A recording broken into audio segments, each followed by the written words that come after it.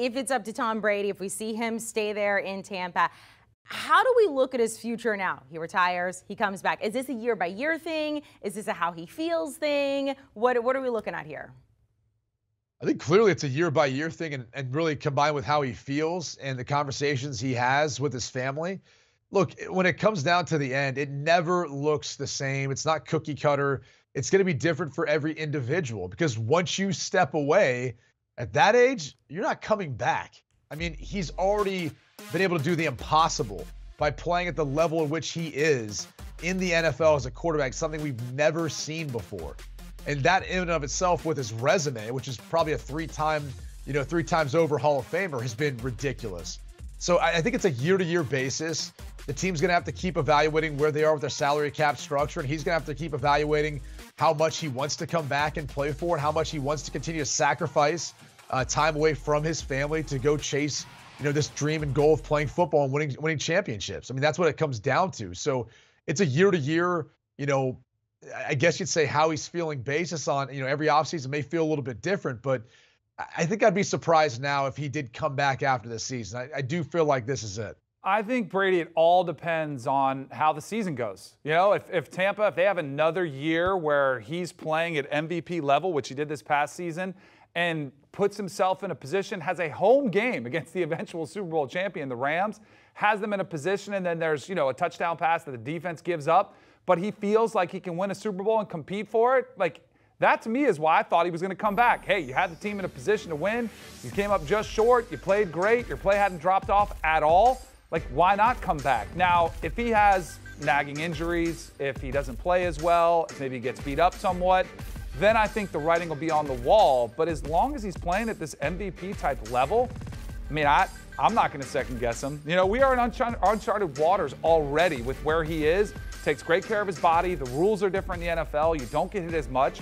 I'm going to take this from a year-by-year basis, but if he keeps up the level of play and he's competitive in the postseason, I think he'll keep going. So can we just agree, though, that is the unfinished business? Like, when he said, I'm coming back, there's unfinished business. You've done everything. Like, yeah. There's nothing more to accomplish. No. I mean, what's he going to try to go for Bill Russell's, 10 championships or something like that? There really is nothing. He's the GOAT. Like, everyone, there's no argument. Nobody even tries to make an argument who the other best quarterback of all time is.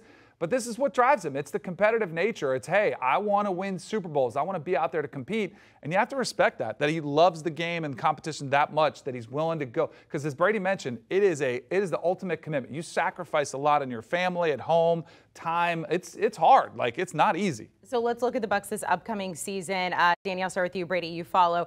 Because when we got Tom Brady back, a couple of the moves they made, they are now the second favorite to win the Super Bowl, just behind the Bills. What is your outlook for the Bucs right now? I mean, I think Tom Brady stays. I think it's the same as it was last year. It's Super Bowl or bust. And the Packers and the Bucs are probably, you mentioned them. Packers will be the favorite. Bucs will be the second favorite. But you look at all the action that's happening, and we've joked about this. The AFC, is the NFC even trying? It's almost like they've said, you know what? We'll just go ahead and forget about the NFC. All these AFC teams are having this arms race. Meanwhile, in the NFC, you got the Rams are up there, who are going to be decimated somewhat by a lot of losses due to salary cap casualties, some of the trades they've made. As long as Tom Brady's back and he's playing competitive, I'm saying I'd probably go with the Packers again, just because Aaron Rodgers is younger. He did edge him out for the MVP. But in a wide-open NFC, man, I think why not? Why wouldn't it be the Tampa Bay Bucs? So I think they'll be back in the Super Bowl hunt this season. I love their chances. I mean, look at the fact that the NFC South just got easier. Carolina still has to figure out their quarterback problem. Matt Rule's on the hot seat if things don't go well. David Tepper may go and make a change mid-season, which never ends well. The Atlanta Falcons moved on from Matt Ryan. Yeah, they could draft a quarterback, but okay, so Tom Brady's then taking on a rookie twice a year in the Atlanta Falcons, or it's Marcus Mariota. I like Tom Brady's chances there. Then Jameis Winston back with the New Orleans Saints. However, you don't have Sean Payton. It's Dennis Allen. That didn't work out well for the Raiders when Dennis Allen was there, and I'm not sure how different the offense might look without Sean Payton calling plays. So Tom Brady, literally in a 40-day span, watched the NFC only get easier and his own division get easier. So you definitely lay the money because it's a surefire win for them to win the NFC South. And then let's look at the rest of the NFC. No more Russell Wilson in Seattle. You've got the LA Rams. Yeah, they're reloading to a degree, but maybe there's a bit of a Super Bowl hangover there. It's a really competitive division. I think if they can position themselves to be the #1 overall seed in the NFC, it's one less game he's got to play. Obviously, home field advantage throughout. All those things bode well for them. So I love their chances. And best yet, Aaron Rodgers has to deal with losing Devontae Adams as his #1 wide receiver. Tom Brady doesn't have to deal with that in Tampa.